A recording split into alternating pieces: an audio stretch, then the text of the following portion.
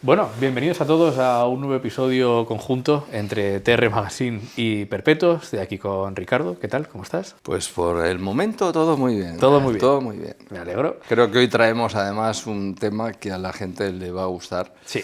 Por estética y por relojería. Sí, estamos de acuerdo. El último y primer episodio que hicimos fue sobre Rolex y nos alejamos de hablar piezas y demás para hablar un poco más de la labor de Rolex como marca, como empresa, la labor social, la labor en el planeta y demás. Hoy vamos a hablar de Cartier, como habrán visto en el título y miniatura y demás, pero vamos a hablar de Cartier como marca, vamos a hablar del concepto privé, qué significa, de dónde viene, por qué es importante, y vamos a hablar de cómo este año han celebrado el 10º aniversario de Cartier Privé. ¿Te parece que empecemos hablando de la legitimidad de Cartier como marca relojera? ¿De dónde viene? ¿A dónde va? ¿Dónde está? Es un buen comienzo. La realidad es que Cartier tiene un histórico, que es precisamente el que Cartier Privé reflexiona alrededor de, donde te encuentras efectivamente un material extenso, por qué no decirlo también brillante, de lo que es el trabajo sobre las formas relojeras. Realmente Cartier tiene la madurez en estos momentos para hacer cosas donde evidentemente la manufactura ha dado toda la brillantez que se necesita para crear una serie de piezas donde se ve calidad, donde se ve esa legitimidad respecto de sus creaciones, pero sobre todo lo más importante, yo creo que es una reafirmación del carácter relojero y también joyero que acompaña siempre a todos los diseños que ha hecho Cartier en su historia. Cartier muchas veces se le mete en el saco de las marcas de joyería que también tienen relojes, sin embargo es algo muy diferente a muchas otras de estas. La relojería en Cartier viene prácticamente de los inicios, tiene más de un siglo y realmente han conseguido algunos de los hitos más importantes de nuestro sector. Para mí siempre lo que comento es que lo más importante de Cartier es que su colección, su catálogo es muy parecido al que tenían en 1920 y sigue funcionando todo muy bien. Entonces significa que si hablamos de dar con la tecla, Louis Cartier dio con la tecla cuando creó estas colecciones. De hecho, Cartier, cuando recupera el concepto privé, que ya lo tenía antes en el CPCP, la colección Privé Cartier París, creada en el año 98, que también se anticipa un poco a toda esa cultura neo-vintage que ha existido posteriormente en la relojería, te das cuenta de una cosa que es para mí fundamental. Siempre genera una trayectoria innovadora previa, aunque sea sobre modelos que todo el mundo tiene en el imaginario de Cartier, pero que no estaban con el comienzo del siglo, cuando Cartier inaugura la manufactura, que se fue a un universo de complicaciones, todas de muy buena factura, pero que la gente muchas veces no entendía como esa cultura de la que estamos hablando de piezas históricas que tenemos todos en el imaginario y que siempre parecen nuevas. Es decir, cada vez que aparece una pieza en el mercado, hay gente que va a descubrirla por primera vez. Sí. Es decir, es un producto que se adapta perfectamente a las décadas, a la evolución de la relojería, cosa que también tiene mucho mérito. Sí,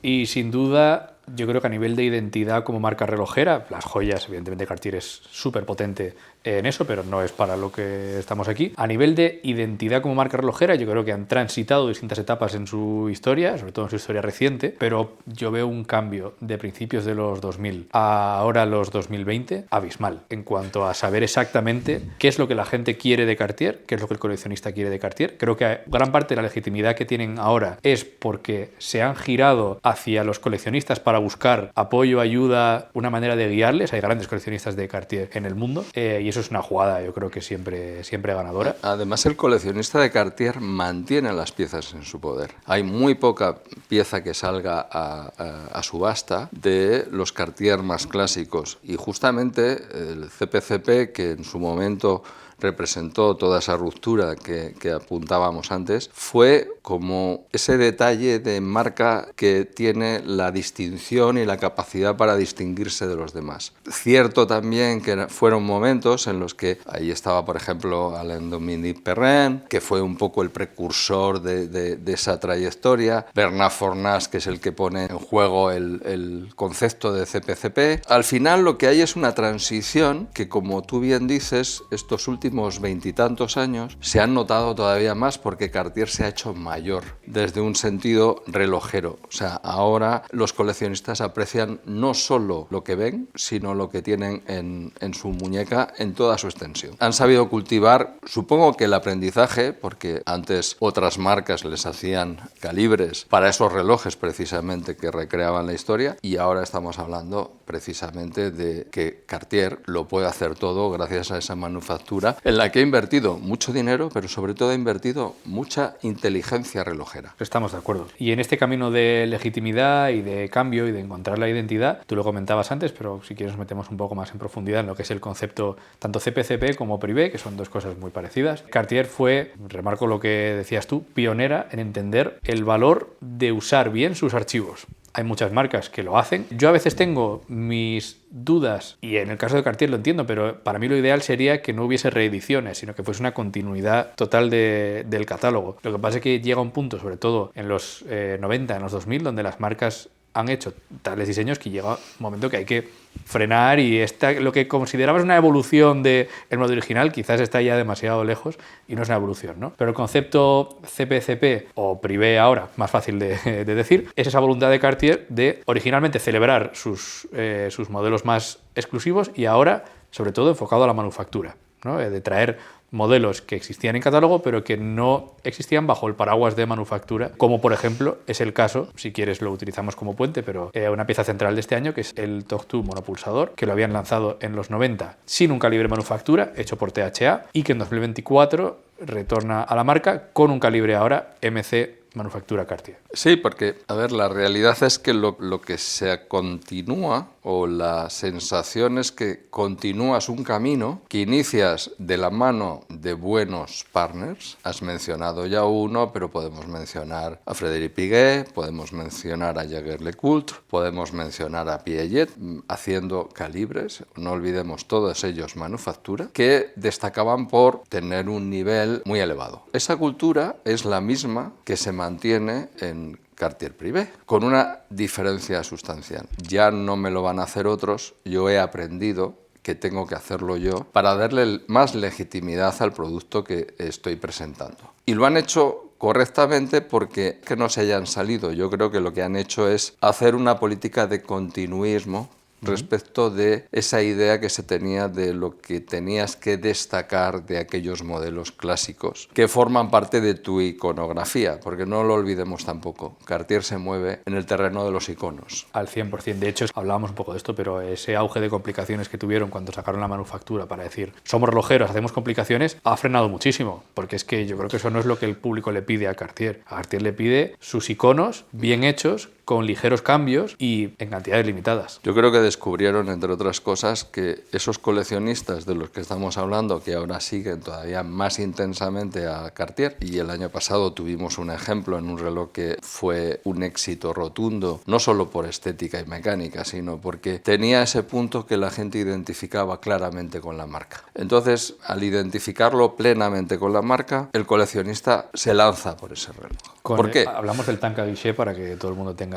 Efectivamente, sí. Perdón que se me había No, pero yo te entiendo, pero hay que... Pero ese Tank Guichet fue un antes, seguramente, y un después de todo lo que habíamos visto hasta entonces, porque para mucha gente resultó una pieza nueva. Era una pieza de los años 20, pero sobre todo lo que tenía era el concepto de lo que es el estilo Cartier. Entonces, acostumbrados a ver el Tortue, acostumbrados a ver el Tank Normale, al final la gente cuando ve algo que le sorprende, todavía aprecia mucho más y entra mucho más a ver esas colecciones. Sí. Es un poco lo que pasó, volviendo a ese origen CPCP, con aquellas colecciones. Sí. Aquellas colecciones resultaban frescas, aparte de sumamente limitadas. Para la gente era un soplo de aire renovado sobre relojes clásicos. Parece un contrasentido, pero no lo es. Sí. Entonces, Cartier maneja perfectamente los tiempos en ese registro anualizado, que es como mucha exuberancia, pero es marcar también el territorio de dónde estás y dónde quieres ir.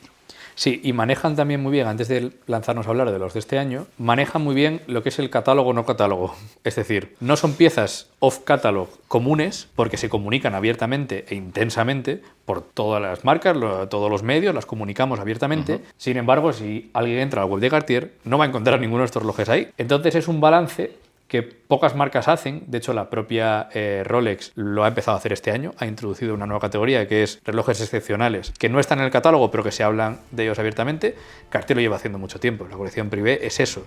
Hablamos de ellos, se comunican, todo el mundo sabe que están ahí, pero tienen ese escalón por encima del catálogo, porque hay otras piezas que están limitadas, pero están en catálogo dentro de Cartier. Entonces esto es limitado o no, pero un pasito por encima, que también me parece muy interesante a nivel de posicionamiento. Tienen la característica de que seguramente son esas piezas a las que la gente, cuando le das el precio, no le asusta. No. Entiende que va a estar dentro de... Porque hay, entre las tipologías de clientes, evidentemente, Cartier lo que ha conseguido es, volviendo a esos orígenes, tener un registro a nivel de segmentos de precio muy definidos, donde puede entrar desde gente más normal, vamos a decir, en el sentido de inversión económica que tienes que hacer. Que te puedes comprar un tank de cuarzo por 3.000 euros. Hasta el coleccionista. Sí. Entonces, los estratos están muy bien marcados y Privé es precisamente ese alto de gama donde tú no estás excluido, que es como sería muchas veces estar fuera de catálogo,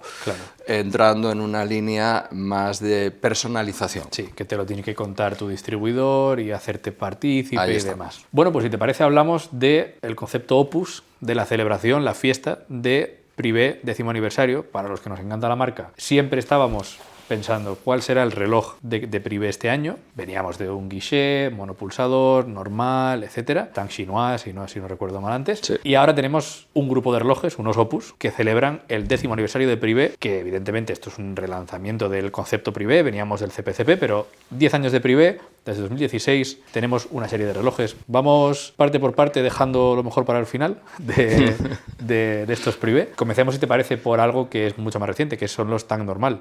Tenemos dos, uno en platino, otro en oro amarillo. Y es la demostración de dos universos dentro del mismo universo, creados para satisfacer a unos pocos y a unos pocos más. En el sentido, no es un juego de palabras solo, sino que realmente el Tank normal está dentro de esa línea de piezas que a la gente le gusta tener, que se definen muy bien, que se distinguen muy bien del resto de los Tank y por tanto tienen un público cada vez mayor, porque es verdad que han cambiado los gustos y casualmente hay muchos relojes de Cartier que están funcionando para los gustos actuales, los contemporáneos. Sí. Increíble con relojes tan históricos, pero, pero la realidad es esa. Y ahí, hombre, lo que se aprecia, no entre los dos, sino del Tank normal, es cómo ha ido mejorando la calidad del producto final. O sea, se ha refinado, se le potencia mucho el que tenga un estilo tan definido, ese estilo Cartier, donde todo inevitablemente conduce a una serie de parámetros estrictamente estéticos que funcionan, que la gente reconoce a la perfección. No necesitas parar el vídeo de una película para descubrir un Cartier, incluso descubrir el modelo perfectamente. Sí. Y tiene un juego, creo que bastante interesante, de futuro. Creo que es una de esas piezas que tanto en Privé, como si lo llevaras a la línea, ese oro amarillo, a la gente le entusiasma exactamente igual que el platino. Al que no puede llegar al platino estaría muy interesado en el oro. Además es una jugada muy buena porque el platino te lo ofrecen solo en brazalete, que es considerablemente más caro, y el oro amarillo con correa, que va en la línea de lo que tú dices, más accesible entre comillas, o al menos en comparación al de platino. En comparación al de platino es mucho más accesible. Muy bien, tenemos también una pieza que me resulta siempre muy interesante, es noticia entre comillas porque lo ha llevado el nuevo Paul Newman, que es Bad Bunny, tristemente, que lo ha llevado Bad Bunny en la Met Gala, que es el Cloche, famoso reloj que te ha girado 90 grados y que cuando lo dejas en tu mesilla te funciona de hecho surgió como reloj de pulsera y como reloj de mesa al mismo tiempo. Efectivamente. Porque puede funcionar así. Es otro ejercicio más, porque el Cloche obviamente estaba, ahora no recuerdo muy bien el año en el que sale, no sé si es en el 23 o el 22. Cloche es otro de esos relojes Cartier no plenamente identificables. Nadie ha hecho un Cloche. Nadie. Entonces, para cualquier persona que ya está introducida en el universo Cartier, es una de esas piezas que le gustaría tener. Porque no solo es diseño, es el atrevimiento de una época histórica que hizo que la estética, que la estructura de los relojes tuviera una especial sintonía con el arte. El cloche es arte. Igual que el último reloj del que hablaremos. Uno de mis favoritos, y creo que históricamente los coleccionistas lo valoran mucho y que es muy relevante, es el Tank Cintré. El Tank Cintré tiene primos hermanos como el Tank Américain, pero yo creo que el Cintré tiene una estética y unas líneas diferentes y que lo hacen muy especial. Efectivamente, tú has dicho lo de las líneas. Creo que es una parte que no habíamos comentado todavía, de cómo los relojes, todos los relojes de forma de Cartier tienen unas líneas muy definidas. Seguramente este sea uno de los relojes que mejor se define en ese estilo de líneas depuradas, marcadas, pero que al final, cuando te lo pones en la muñeca, resulta tremendamente confortable. Sí. Cosa que es todo un ejercicio que creo merece la pena también destacar. Es decir, todos los relojes históricos de Cartier han sido mejorados sensiblemente en términos de confortabilidad. Ahora tú te pones cualquier Tank, por difícil que parezca, y encaja perfectamente en tu muñeca, por pequeña que ésta sea. Eso es otra de las virtudes que creo que hay que destacar en esa evolución. Han sabido evolucionar también creando piezas perfectamente ponibles sobre la muñeca. Sí, estamos de acuerdo. Y vamos con los dos platos fuertes para mí de Opus, que son primero el Tortue monopulsador. Veníamos hablando de él anteriormente. Se lanza otra vez en platino, con todos los códigos estéticos, con el cabujón de rubí, con los toques en rojo en la esfera, todo lo que debería tener, con ciertos, unos pequeños cambios, ni siquiera cambian el número de calibre desde el 24 al de ahora, tiene unos pequeños cambios, es un poco más eficiente, ligeros cambios estéticos tiene unos cambios estéticos que le llevan a recordar el original, pero en realidad el Tortue, que recuerdo que cuando era CPCP le gustaba a la gente por el tamaño, porque era de un tamaño superior, pero ahora ha vuelto a un tamaño muy normal. Que funciona mejor en el mercado actual. Que funciona mucho mejor porque la tendencia es reducir diámetros, pero sobre todo lo que tiene es un calibre formidable. Seguramente dentro de la complejidad mecánica es el mejor reloj de todos los que se presentan este año, aunque ya sea conocido. Y lo más importante, el Tortue, como te pasa con el cloche, se identifica, no es una forma desconocida para otras marcas, pero en el caso de Cartier se identifica plenamente. Sí. Entonces, son de esos relojes, como el último del que vamos a hablar, que no tienen discusión. O sea, la gente sabe lo que está viendo y sabe el nombre que tiene que ponerle. Y este último, que lo has introducido tú, es la verdadera pieza de celebración, yo creo, porque el resto son, bueno, pues traemos de vuelta algunos modelos que han funcionado muy bien en los últimos años de Privé. Es el nuevo Crash, un Crash esqueleto en platino. ¿Qué impresión te ha dado? Vamos a comentar un poco precio, si te parece número de piezas de la edición limitada, todo esto. Dime, ¿qué impresiones te da? El Crash, la primera impresión es que efectivamente cuando se hizo en el 67 acertaron, porque este, que es lo más parecido a lo que se hizo entonces, tiene ese concepto de algo rompedor, nunca mejor dicho. La realidad es que en el Crash tú encuentras un sentido completamente diferente de la estética. No es para todo el mundo, eso es evidente, porque hay gente que se lo pone y dice, no, yo no puedo ir con... Sin embargo, no es un reloj femenino. Es un reloj que, ahora que llevamos tanto lo del no género en la relojería, el Crash se lo puede poner un hombre y se lo puede poner una mujer.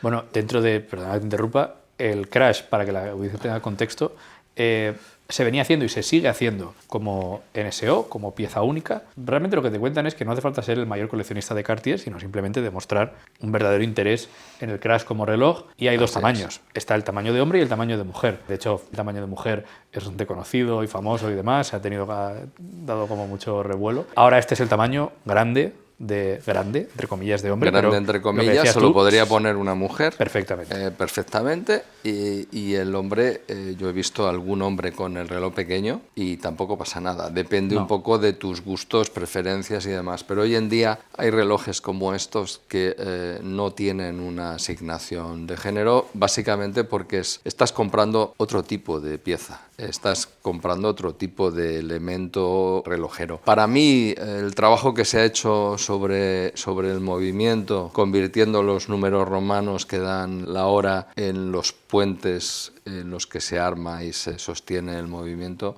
es quizás el mejor trabajo que se ha hecho en cuanto a cómo se han efectuado los trabajos sobre cada uno de los numerales, cómo se ha dejado traslucir perfectamente todo el movimiento, cosa que, aunque ha habido otros esqueletos, en este se ha perfeccionado. Para mí es de los mejores, porque tenías otros esqueletos que nacían desde el centro y generaba como mucho ruido visual. Este me parece excelente. Ahora yo tengo, que lo hemos comentado antes, se han hecho 150 piezas, me parece demasiado. Porque pasar de algo que es pieza única solo y que realmente hay una verdadera escasez en el mercado. O sea, es muy difícil encontrar un Crash, por mucho que lo quieras y por mucho dinero que tengas para pagarlo, es muy difícil encontrarlo. Hacer 150 en un año te asegura que van a llegar a mercado secundario, te lo asegura. Entonces yo creo que es algo que Cartier debería evitar. ¿Cuál es tu perspectiva sobre eso?